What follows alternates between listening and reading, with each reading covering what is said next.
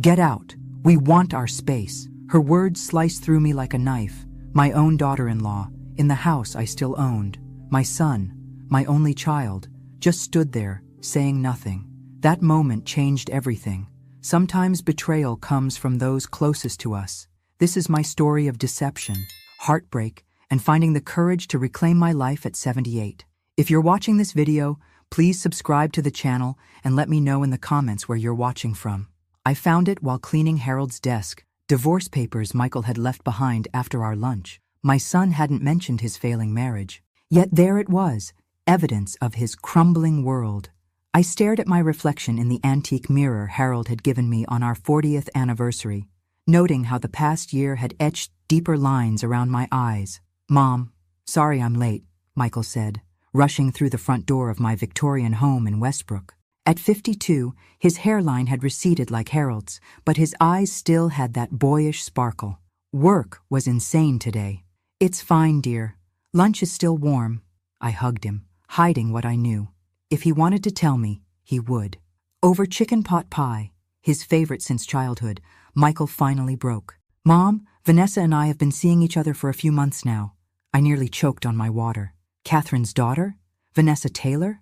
I know it seems sudden after the divorce, but we reconnected at that charity event last year." His eyes lit up in a way I hadn't seen since his college days. "She's changed, Mom."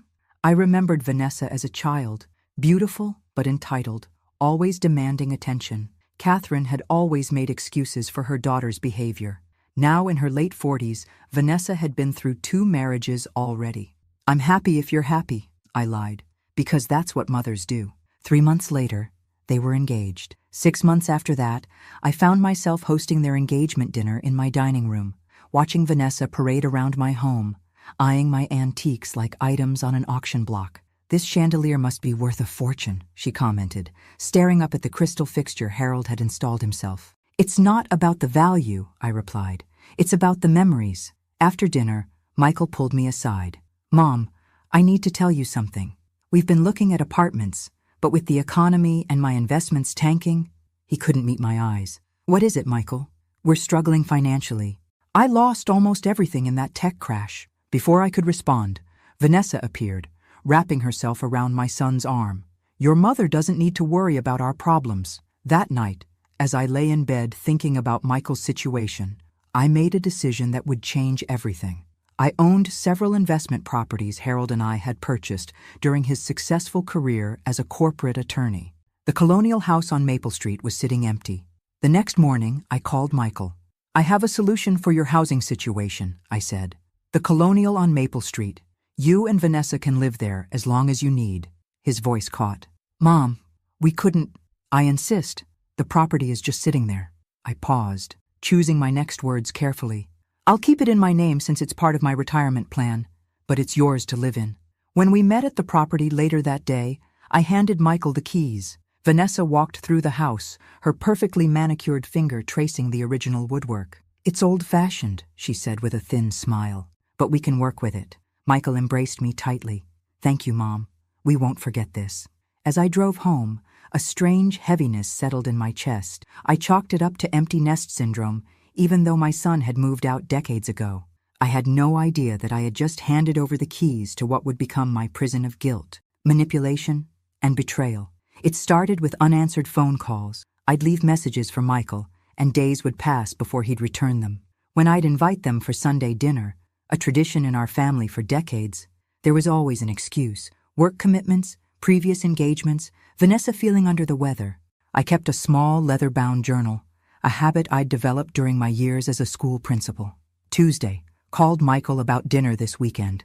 Vanessa answered, said they were busy. Thursday, left another message. No response yet.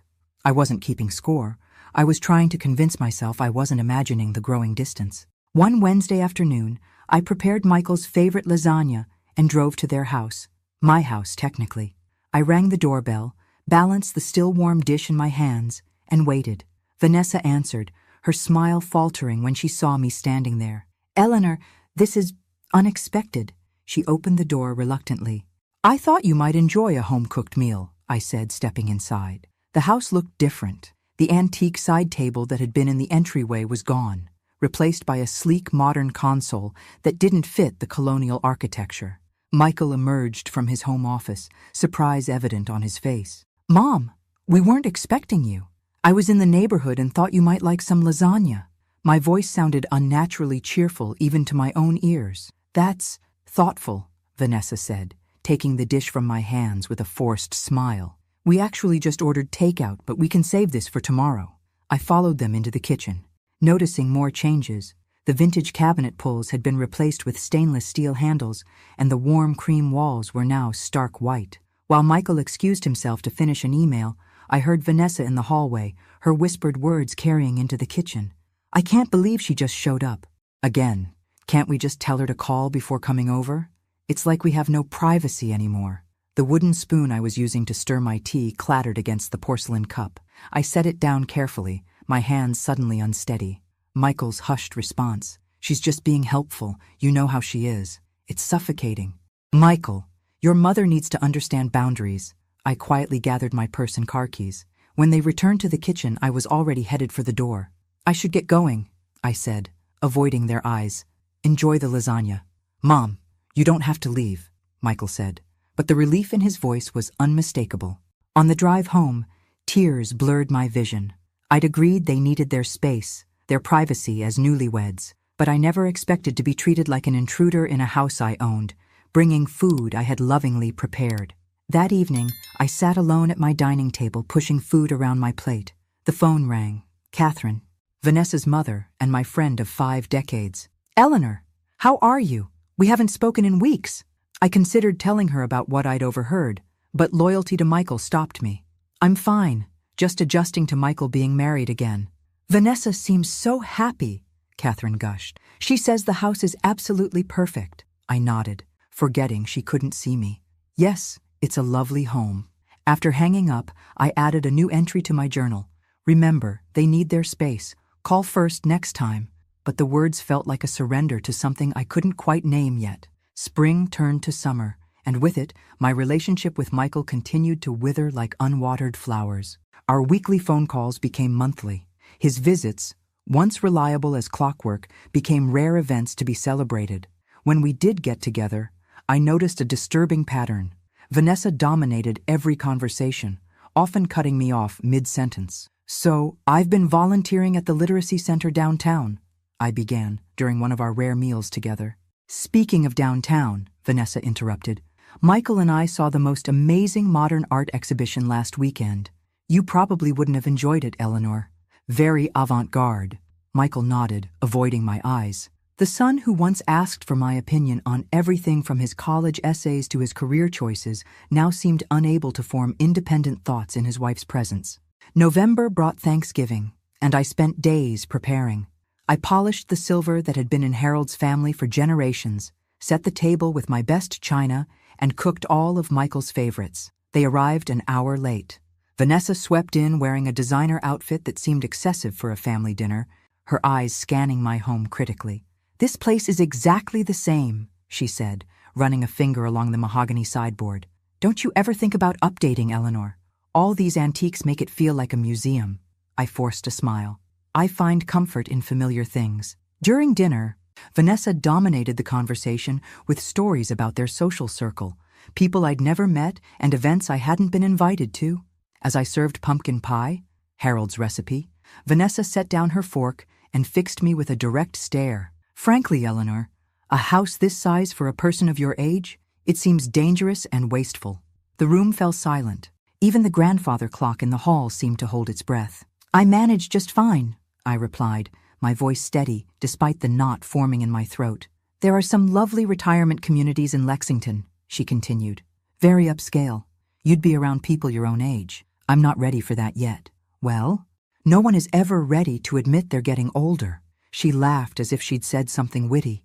"But really, what are you going to do with all these antiques and heirlooms?" "I've always planned to pass them down to Michael," I said, looking at my son, who suddenly became very interested in his pie.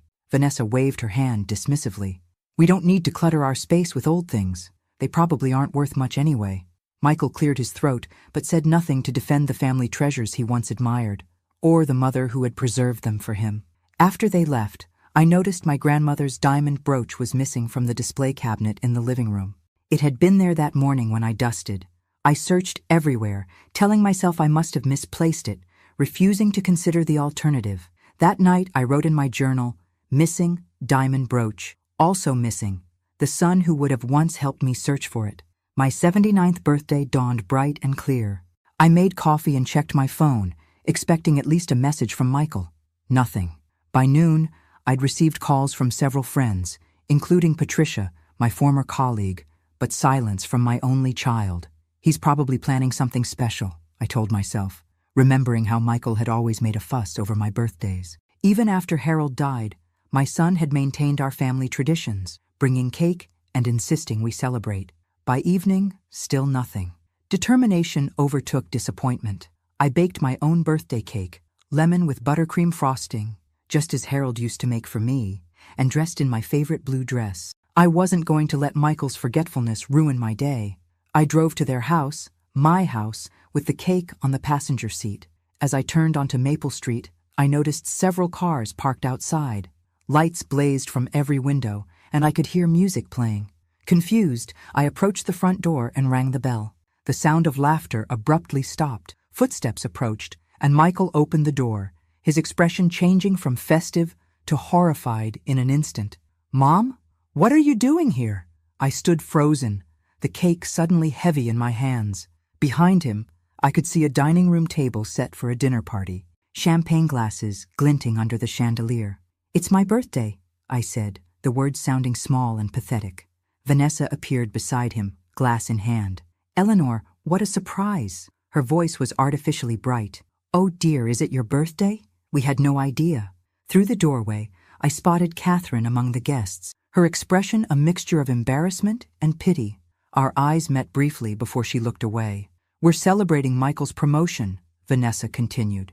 "If only you'd called first, we could have included you in our plans." Michael at least had the decency to look ashamed. "Mom, I'm so sorry." With everything happening at work, I completely forgot. I handed him the cake, forcing my lips into a smile that felt like it might crack my face. "It's nothing.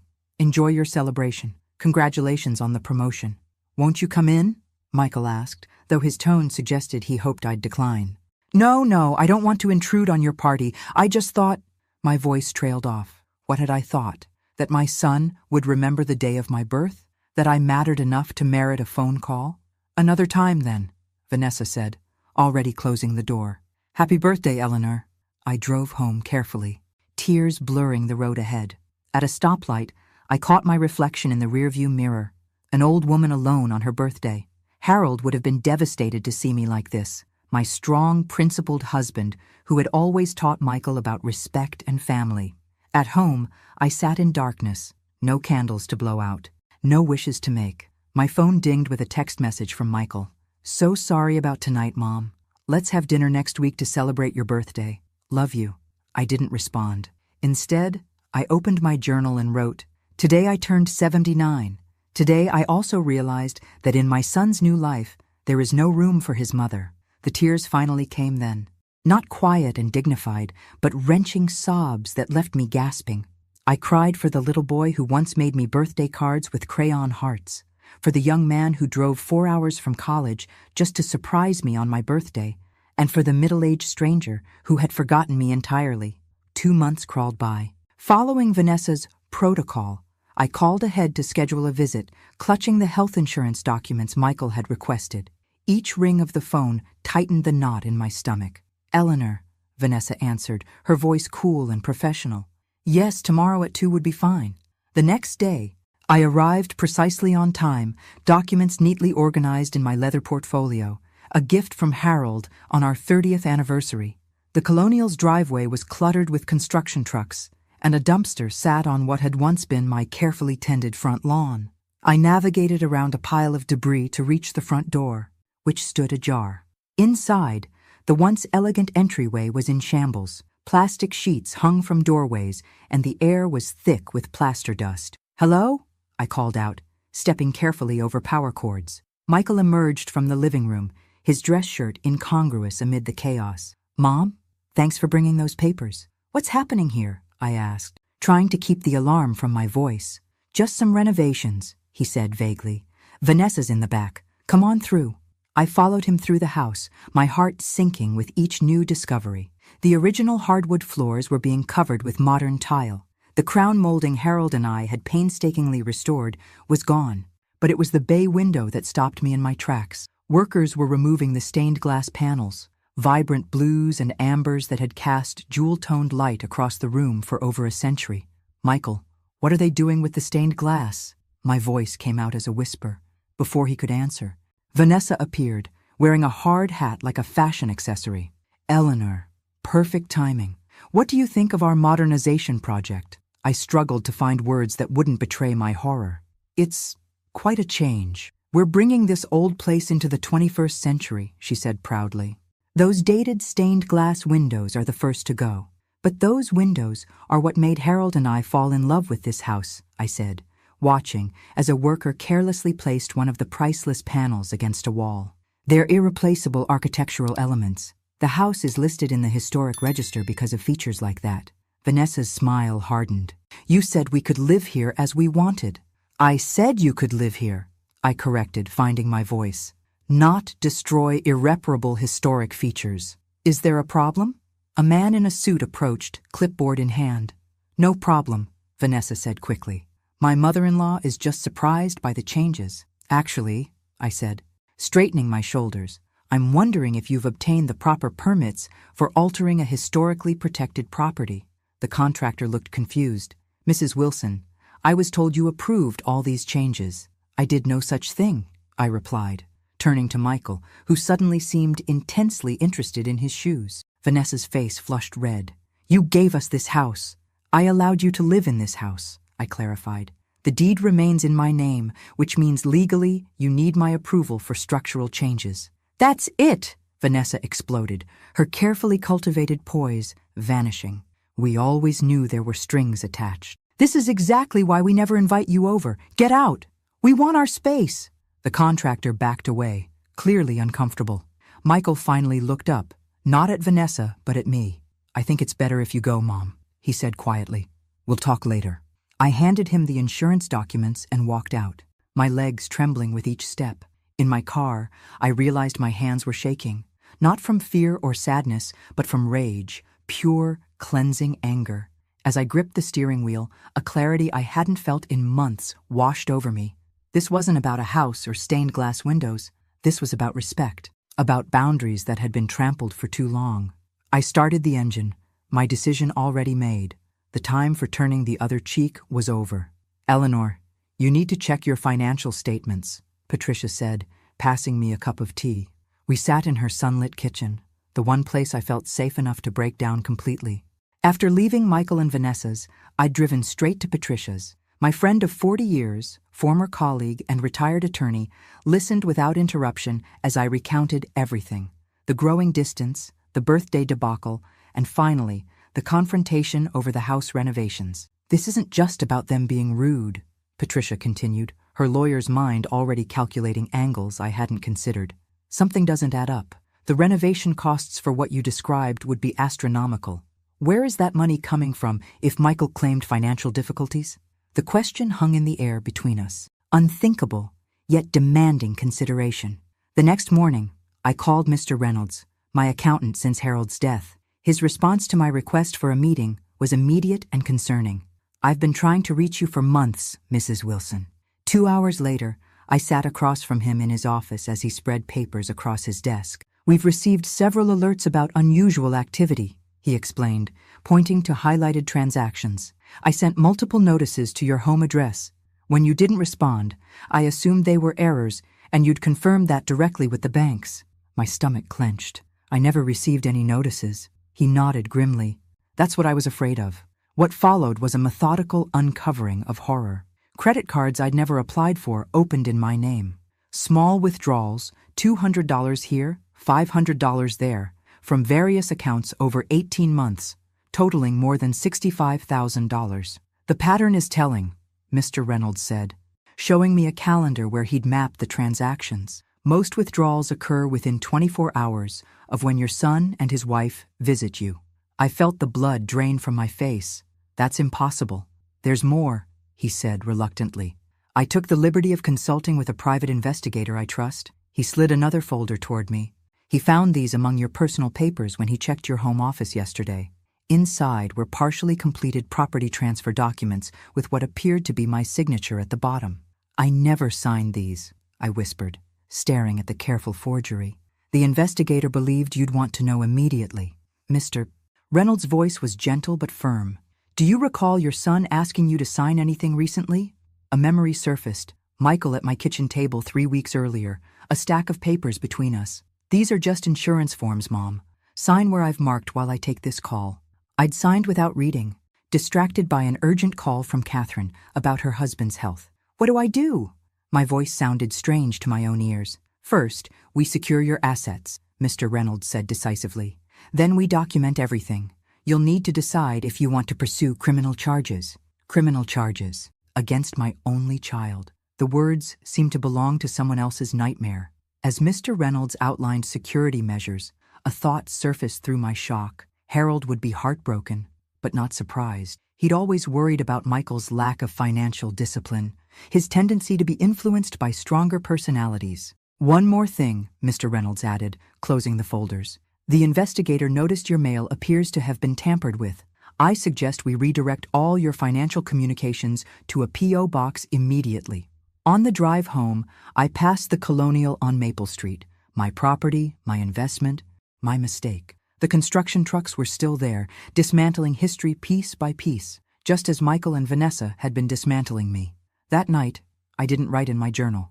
Instead, I opened my safe and removed Harold's pocket watch, the one possession he'd asked me to keep close. Inside the case was his favorite quote, inscribed in his careful handwriting, "Courage is not the absence of fear, but the triumph over it." For the first time in months, I slept without tears. The market is surprisingly strong right now, Richard, my real estate broker, explained as we sat in his office. Properties in historical districts are particularly desirable.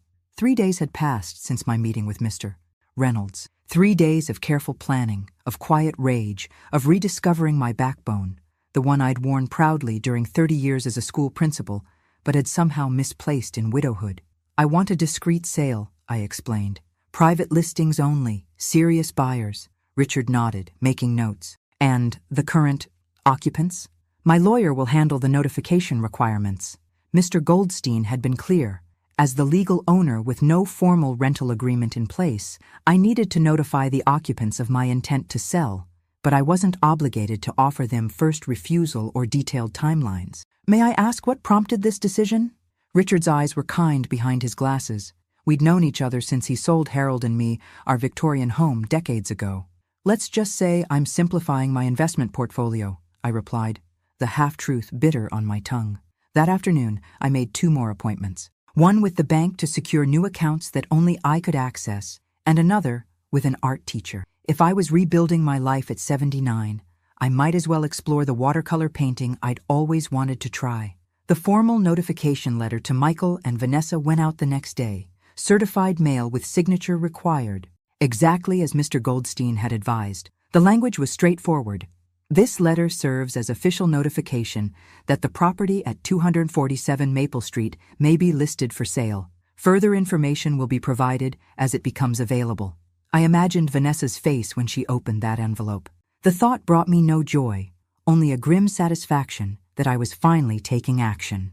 Meanwhile, the financial specialist hired by Mr. Reynolds documented each unauthorized transaction, building a case that could be presented to authorities if needed. The evidence was overwhelming.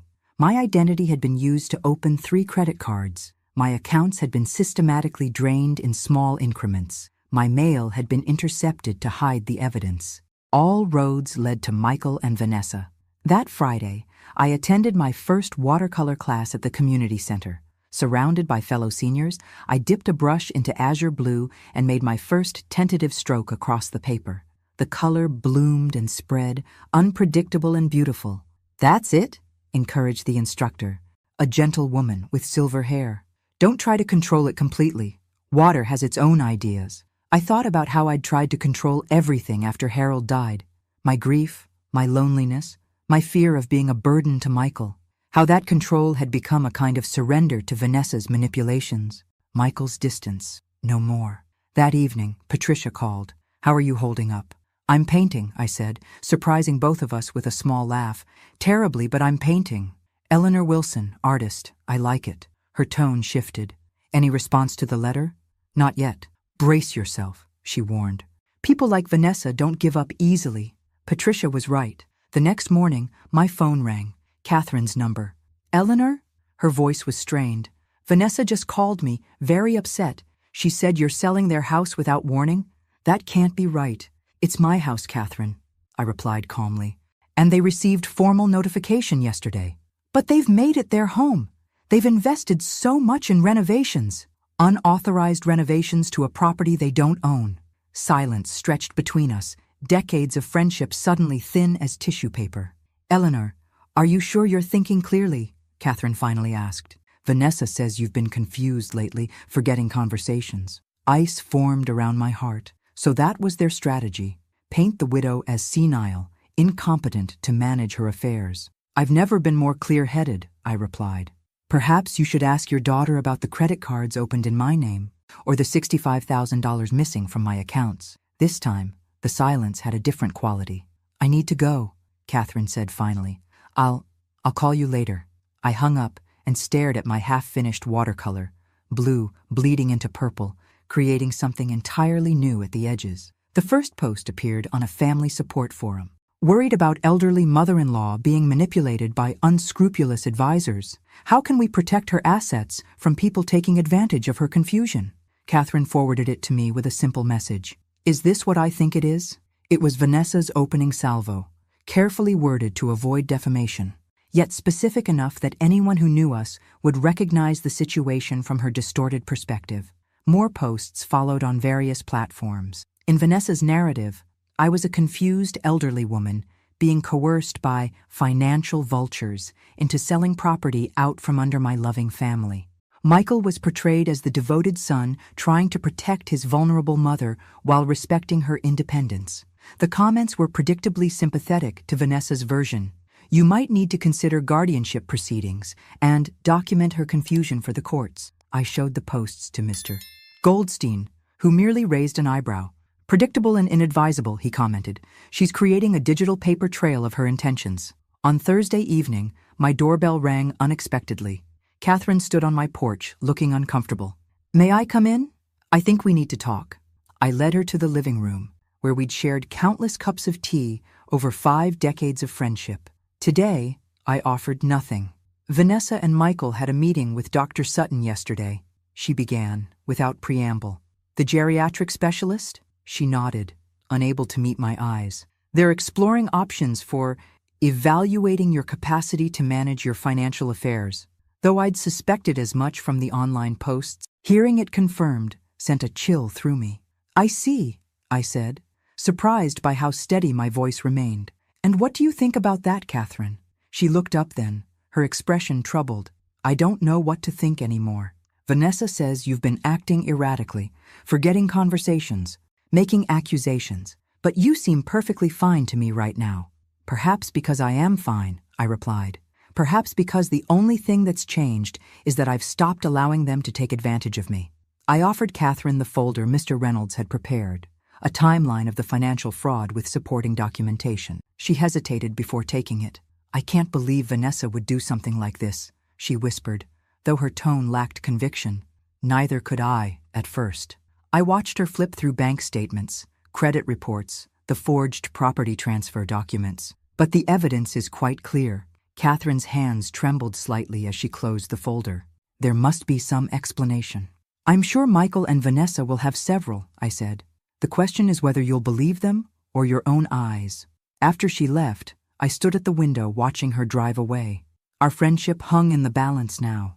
Catherine had always made excuses for Vanessa's behavior, from childhood tantrums to adult manipulations. Would evidence finally open her eyes? The next day, Richard called with news that a potential buyer wanted to view the property. "They're only in town for the weekend. Is there any way to arrange a showing?" According to Mr. Goldstein, I was required to give Michael and Vanessa reasonable notice for showings. I called immediately. Michael answered, his voice tight. A showing? Mom, we're in the middle of renovations. The renovations you didn't have permission to undertake, I reminded him. The buyers are only available tomorrow at 11. This is ridiculous. We can't just leave on your schedule. Vanessa has a brunch planned. The notification will be delivered formally this afternoon, I said, keeping my voice even. I do hope you'll make the property presentable. That night, I received a text from Catherine. We need to talk again. Tomorrow after your house showing? So she'd heard about it already. The lines of communication between mother and daughter remained open, despite what she'd seen in my documentation. I replied with a simple yes, and tried to quiet the voice in my head that whispered I was about to lose my oldest friend, along with my only child. They've offered 15% above asking, Richard said, his voice crackling through my phone's speaker. With one condition, occupancy within 60 days. 2 months had passed since the first showing. 3 serious buyers had toured the property, each time with Michael and Vanessa making the experience as uncomfortable as possible, pointing out structural problems that didn't exist, mentioning neighborhood crime that never happened, leaving personal items strewn about to create an impression of permanent occupancy. Despite their efforts, the Colonial's elegant bones and historic pedigree had attracted a retired couple from Chicago, art collectors who saw past the half-finished modern renovations to the home's true potential. It's an excellent offer in this market, Richard continued. Shall I accept? I glanced at the calendar on my kitchen wall. 60 days would mean Michael and Vanessa would need to vacate by mid-August. Summer heat, moving trucks, the indignity of being forced out. I imagined Vanessa's fury, Michael's resentment. Accept it, I said decisively. Have Mr. Goldstein prepare the formal notice for the current occupants. As I hung up, my house phone rang. The specialist investigators had installed with a new, unlisted number. Mrs. Wilson? This is Rose Martinez. I used to work as your husband's assistant at the firm. The name triggered an immediate memory. A competent young woman who had organized Harold's chaotic office with military precision. Of course, Rose. How are you? I'm fine, but I'm calling about you. I saw some concerning posts online that seemed to reference your situation. Her voice dropped. I recognized your daughter-in-law's name. Vanessa Taylor, right? Yes, I confirmed, curious where this was leading. Mrs. Wilson, I don't know if you remember, but before I worked for Mr. Wilson, I was at Brighton Bank. I recognized Ms. Taylor because, well, there was an incident. My hands tightened around the phone as Rose explained. Years ago, while working at the bank, Vanessa had been investigated for financial misconduct involving an elderly client. The case had been dropped due to insufficient evidence, but Rose remembered it clearly because Harold had been involved, offering pro bono legal counsel to the alleged victim. After I came to work for your husband, I realized he kept a file on Miss Taylor. He never mentioned why, but he updated it periodically. A file? I echoed, mind racing. Do you know what happened to it after he died? That's why I'm calling. When I saw those posts, I checked my personal records. I kept copies of certain sensitive files when the firm closed after Mr. Wilson's death. Standard procedure for legal assistance. I have the Taylor file. Within hours, a courier delivered a sealed envelope to my door. Inside was Harold's distinctive handwriting on manila folders, organized with his typical thoroughness. Taylor V. Potential financial elder abuse, monitor. Harold had compiled a detailed history of Vanessa's employment at 3 different financial institutions, each stint ending under murky circumstances. Though never charged, she had been the subject of internal investigations at each workplace, always involving elderly clients with substantial assets. Most chilling was Harold's personal note, dated 2 months before his death. Catherine's friendship with Eleanor complicates matters. However, should VT ever become involved with the Wilson family finances, this file should be immediately provided to authorities. My hands shook as I read his warning from beyond the grave. Harold had seen what I hadn't, the pattern, the risk, the predatory nature behind Vanessa's carefully cultivated charm. He'd tried to protect me even after he was gone. I immediately called Mr. Goldstein to incorporate this new information into our strategy. His response was measured but optimistic. This establishes a pattern of behavior that strengthens our position considerably. That evening, as I worked on my latest watercolor, a sunset over the ocean that my instructor had praised, my phone lit up with a text from Catherine. Need to talk. It's important. Can I come over tomorrow? There's something you should know. I stared at those words for a long time, wondering what Catherine had discovered, what she now believed, whether our 50-year friendship could survive the truth about her daughter. "Come at 2, I finally replied, setting down my brush and watching as the sun in my painting bled into the water, creating a horizon both beautiful and uncertain. I arranged 4 folders on the coffee table, each labeled in my neat principal's handwriting: financial fraud, property documentation, Harold's file, and sale contract. They formed a squared testimony to betrayal and resolution. The story of the past 2 years laid bare in documented evidence. The doorbell rang precisely at 3. I opened it to find not only Catherine, as expected, but Michael and Vanessa as well. "They were at my house when you texted," Catherine explained, looking uncomfortable. I thought it might be better to address everything together. The tension was palpable as I led them to the living room. Catherine's expression was troubled. Michael looked pale, and Vanessa wore the tight smile I'd come to recognize as her battle face. "Mom, what's going on?" Michael asked as they sat across from me. "Catherine says you have something to discuss with all of us." "Actually," I replied calmly, "I believe Catherine had something to discuss with me first." Catherine straightened her shoulders. "Yes, I've been doing some investigating since our last conversation." She glanced at Vanessa, whose smile had vanished. "I found some inconsistencies in what I've been told." "Mother, we already discussed this," Vanessa interrupted. "Eleanor is confused about many things lately. That's why we're concerned." I remained silent, watching the dynamic between mother and daughter. Something had shifted. Catherine no longer nodded along with Vanessa's assertions. "I spoke with Diane Miller yesterday," Catherine continued, addressing me directly. "You remember my cousin who works at First National? She helped me understand some banking procedures that didn't make sense in your documents." Vanessa stood abruptly. "This is ridiculous. We came here because Catherine said you wanted to discuss the house situation reasonably, not to be ambushed with more false accusations." I finally spoke, my voice steady. "Please sit down, Vanessa. No one has accused you of anything yet." The "yet" hung in the air between us. Michael shifted uncomfortably. "Mom, be reasonable," he pleaded. "We've invested thousands in renovating the Colonial. You can't just sell it out from under us." "Invested thousands you claimed not to have when I offered you the house," I observed. "Curious, isn't it?" I opened the first folder and placed a bank statement before them. "This shows withdrawals from my accounts totaling $65,000 over 18 months, withdrawals that coincide precisely with your visits to my home." Michael blanched. That's not possible." "The second folder contains a property transfer document with my forged signature," I continued, opening it. "A document you asked me to sign, Michael, claiming it was for insurance purposes." "I never," he began, then stopped, looking at Vanessa. I opened the third folder, removing Harold's file. "And this is perhaps the most interesting. My late husband kept detailed records of Vanessa's history of financial misconduct at 3 different banks, all involving elderly clients." Vanessa lunged for the file, but Catherine caught her arm. "Stop it. Just stop, Vanessa. You're believing this senile old woman over your own daughter?" Vanessa hissed. "What I believe," Catherine replied evenly, "is the evidence I've seen with my own eyes, the pattern I've ignored for too long." The room fell silent as Catherine turned to me, tears in her eyes. After our last conversation, I contacted Vanessa's former employers. They couldn't tell me much, confidentiality agreements, but their silence was telling. Then I found records of payments from our family account to 3 different people over the years. Settlements, Eleanor. My husband and I paid to keep Vanessa's indiscretions quiet. Vanessa's face contorted with rage. "You had no right to dig through Dad's financial records." "I had every right," Catherine replied. "They're my records, too."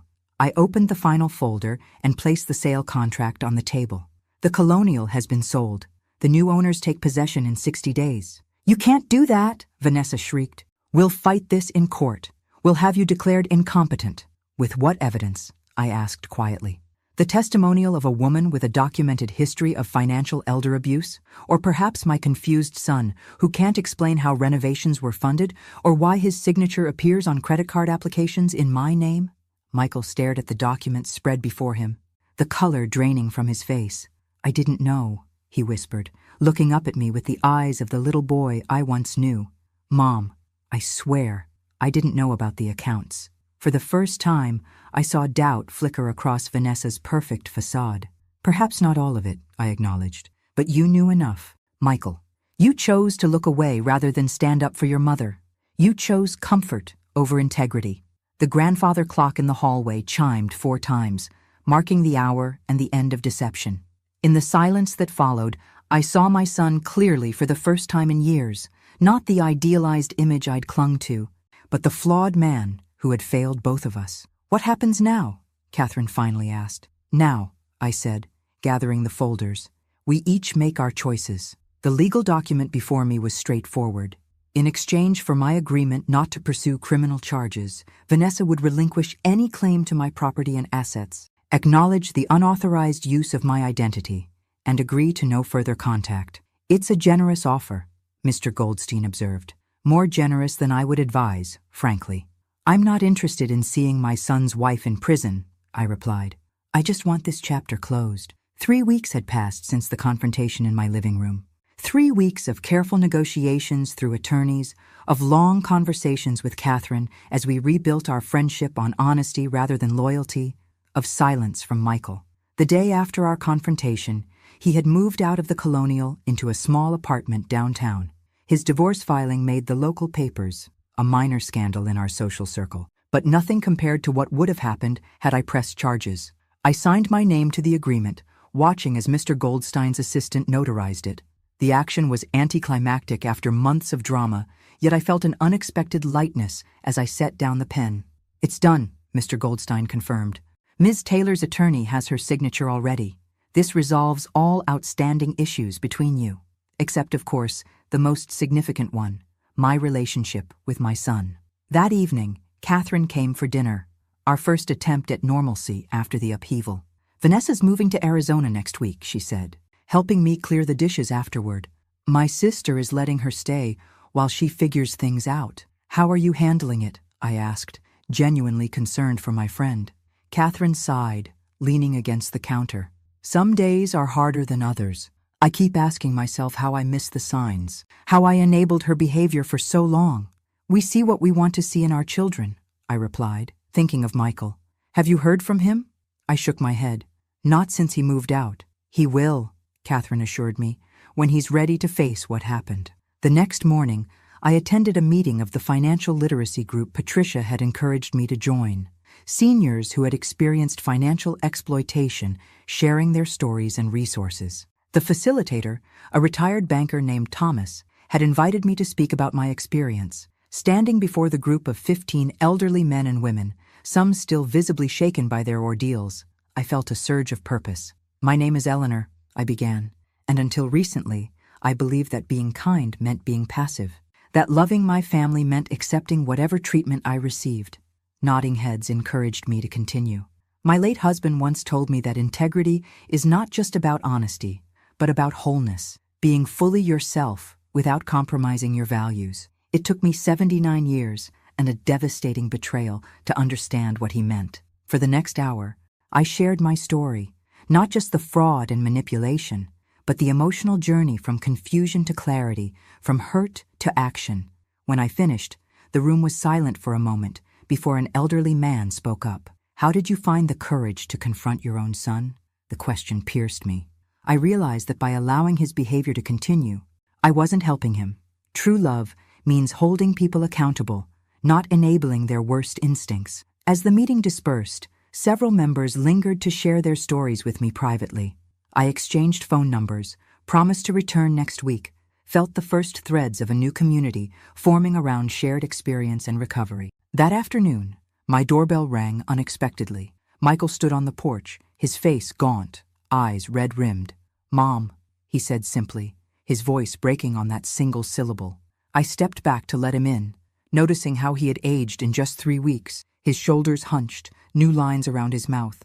In the living room, he perched on the edge of the sofa, hands clasped between his knees like a schoolboy called to the principal's office. "I don't even know where to begin," he said finally.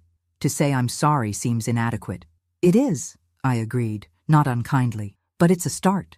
I've been seeing a therapist," he continued, "trying to understand how I let things go so far, why I didn't see what Vanessa was doing, why I didn't protect you. And what have you learned?" He looked up, meeting my eyes fully for the first time. That I've spent my life looking for someone to take care of me the way you did. That I mistook control for love.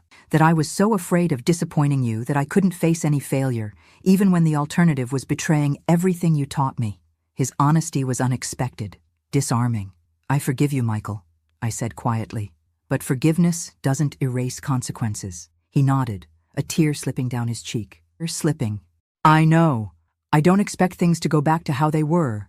I couldn't let another day pass without telling you how sorry I am, how ashamed. As he rose to leave, I remained seated, watching my only child walk toward the door. Michael, I called. He turned, hope flickering across his face. We need time. It wasn't everything he wanted. It wasn't everything I wanted either. But it was honest, and for now, that would have to be enough. The garden bloomed with late summer roses, their fragrance mingling with freshly cut grass, and the lemon tarts Patricia had brought for the fundraiser.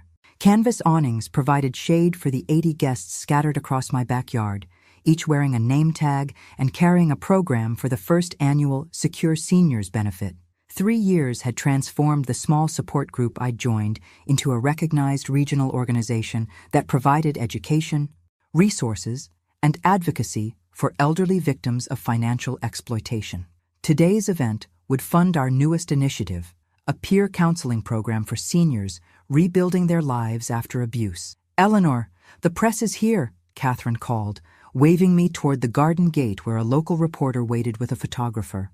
At 82, I moved more slowly than before, but my mind remained sharp, my purpose clear. The reporter was young, earnest, taking notes as I explained our organization's mission and the prevalence of elder financial abuse. What would you say to seniors who are afraid to speak up about exploitation by family members? She asked. I would tell them that true family honors your boundaries, not exploits them, I replied, and that it's never too late to reclaim your dignity. As the interview concluded, I scanned the crowd, nodding at familiar faces. Thomas from the original support group, now our treasurer, Patricia, who had helped draft legislation strengthening penalties for elder fraud, Mr. Reynolds, whose accounting firm now offered free consultations to seniors, and Catherine, who had channeled her guilt over Vanessa into tireless work for our cause. I didn't immediately notice the man who slipped in through the side gate, hesitating at the edge of the gathering. It was Patricia who spotted him first, touching my arm and nodding in his direction. Michael stood alone, thinner than I remembered, his hair now completely gray. In his hands was something small and rectangular, a book bound in familiar brown leather. I didn't know if I should come, he said as I approached. Your invitation said it was open to the public, but I'm glad you're here, I said, meaning it. The past 3 years had been a slow, deliberate rebuilding. Monthly lunches had progressed to weekly phone calls. Michael had continued therapy, confronting the patterns that had made him vulnerable to Vanessa's manipulation. I had learned to love him with clearer eyes, without the fog of guilt and obligation that had clouded our relationship for so long. I found this, he said, holding out the leather-bound book. Among Vanessa's things in a box she never retrieved after the divorce. I recognized it immediately. Harold's journal, the one that had gone missing after his death. She took it, Michael explained, his voice tight with old anger. When we were going through Dad's office after the funeral, she was afraid it might contain information about her. My fingers trembled slightly as I accepted the journal, feeling Harold's presence in the worn leather cover, the precise gold initials embossed in the corner. There's something else, Michael continued, reaching into his jacket pocket. He withdrew an envelope, yellowed with age. Inside the journal, letters, from Dad to both of us. They were supposed to be read after his death. Letters that Vanessa had stolen, fearing what they might reveal. Words from Harold that had been silenced for 15 years. I haven't read yours, Michael assured me. But mine, his voice broke slightly. He knew, Mom. Somehow he knew I would struggle after he was gone.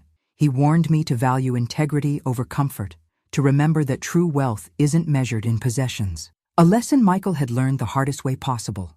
Around us, the fundraiser continued. Strangers and friends united by common purpose, the organization that had grown from my personal pain, now helping dozens of seniors reclaim their lives.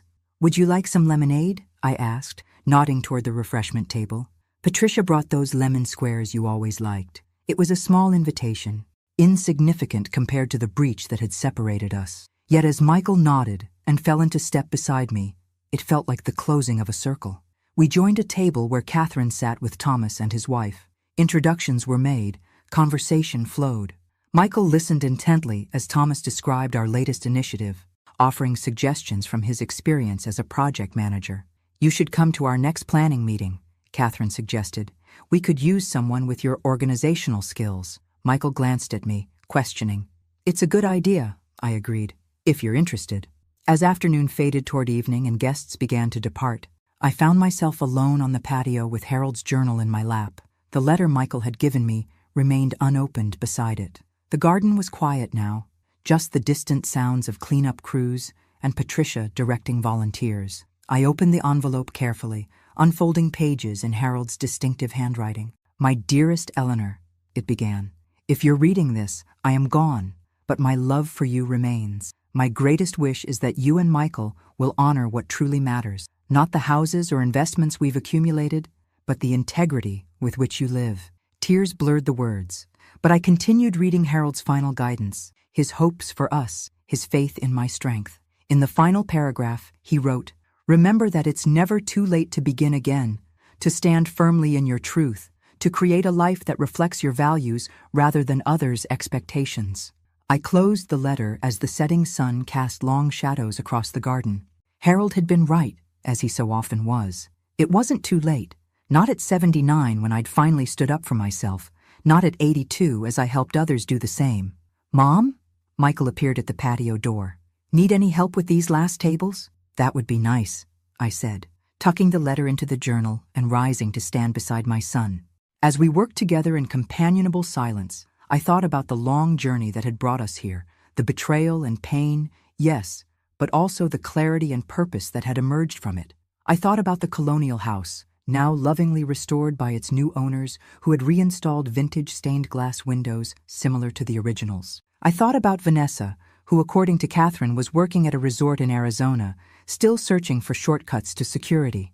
Mostly, I thought about the words I now shared with every senior who came to our organization looking for help. Life is too long to carry resentment, and too short to waste on people who don't recognize your worth. It had taken me 82 years to fully understand that truth. But as Harold would say, better late than never. Thanks for listening. Don't forget to subscribe and feel free to share your story in the comments. Your voice matters.